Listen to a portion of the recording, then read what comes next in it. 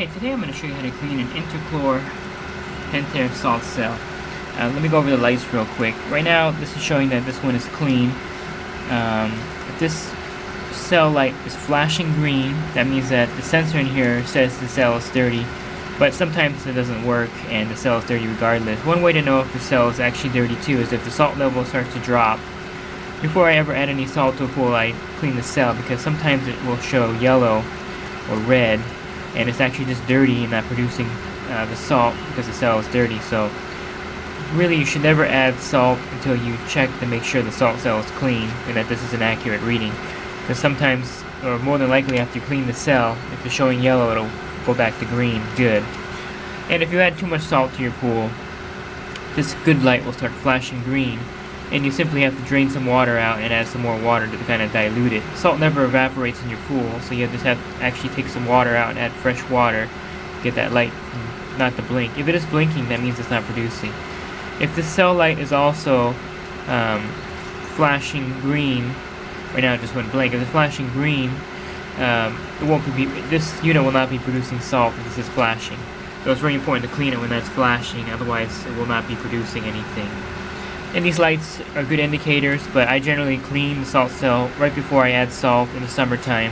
And right now it's going to be April next month, and that's when I usually clean all the cells, and then I add the salt after if it needs it. And I'll show you how to check the salt level also. Okay, you're going to need a gallon of muriatic acid. I never put it directly on the ground because it'll actually stain the cement, so I usually put it somewhere. You're going to need this 520670 kit for cleaning. And it's you can pick it up at your pool store. It's basically just a bottom thing where you set the cell in with a little O-ring to keep the water in, and you'll set it on the ground and put the cell right here into it.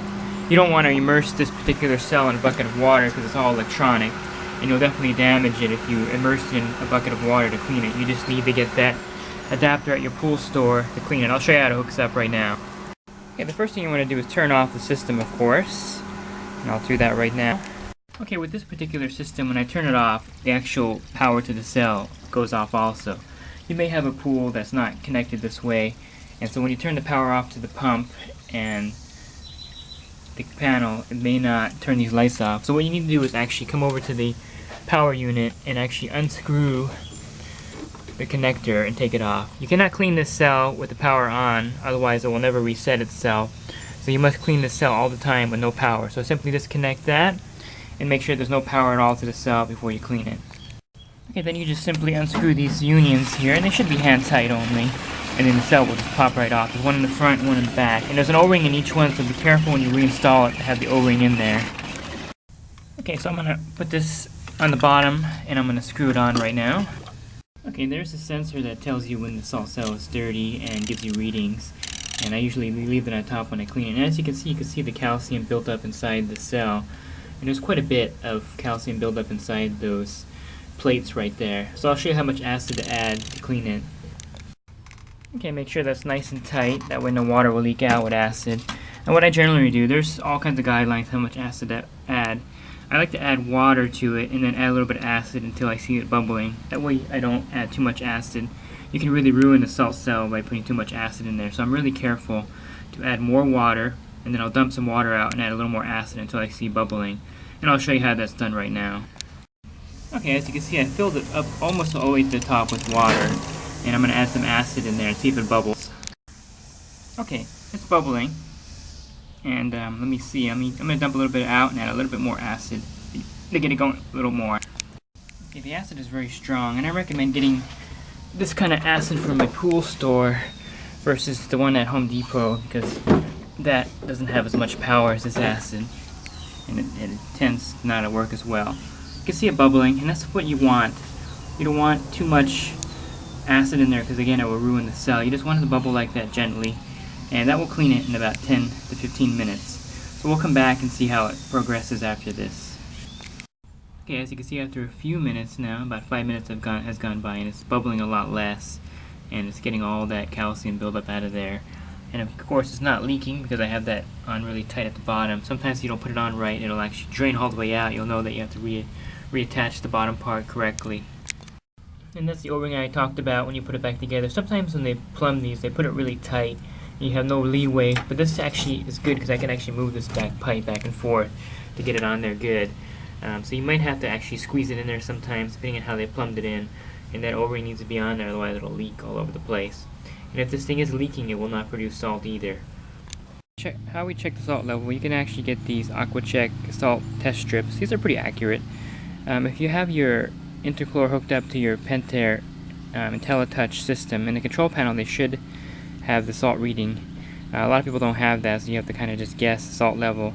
But you can actually use this. The way I do it also is I like to taste the water, and should be just a little bit less saltier than sweat, and I can taste it. It's not that salty. And that's another way you can test the water, is just by actually tasting it.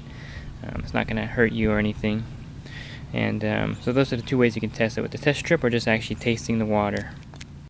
Now if there was too much salt in there, you would really taste that salt. It would taste like the ocean basically if you overdid it with salt.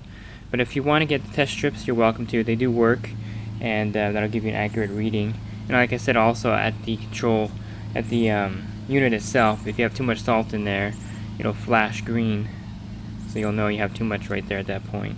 And again, you don't want to add salt until you clean the salt cell to make sure you get an accurate reading. I dumped all the water out, and as you can see, the salt cell is pretty clean. There's still a little bit of calcium in the very middle. Sometimes you're going to have to just put it together with a little bit in there, but as long as you got the bulk of it out, it's going to work really well. And you can wear gloves when you do this too, because the acid is a little bit toxic on your hands. So let me go ahead and thread that back in. You may want to take a photo before you take it off. That way you put it back on the right direction. There's actually an arrow telling you to flow. But just snap a quick photo with your cell phone before you remove it. That way you put it back on in the right direction. Otherwise it won't work either. So again, just take a quick photo. That way you don't make the mistake of putting it in the wrong direction. Now it's starting up, and we're going to see if everything is good. Okay, as you can see, all the lights are green again after I clean that cell. Even the cell light is solid green, which means that sensor has been reset. Once in a while you'll clean the cell and that sensor will not reset. It'll still be flashing green. Just take it apart again, soak it again in acid, and get that sensor cleaned again. That should do the trick. They're pretty sensitive. And again, make sure you clean it with no power. If you clean it with the power on, that sensor will not reset, and you're going to get a false reading. So there you go. That's how you clean the Intellichlor salt cell, and some tips on salt level and how to check the salt level. And I hope you found this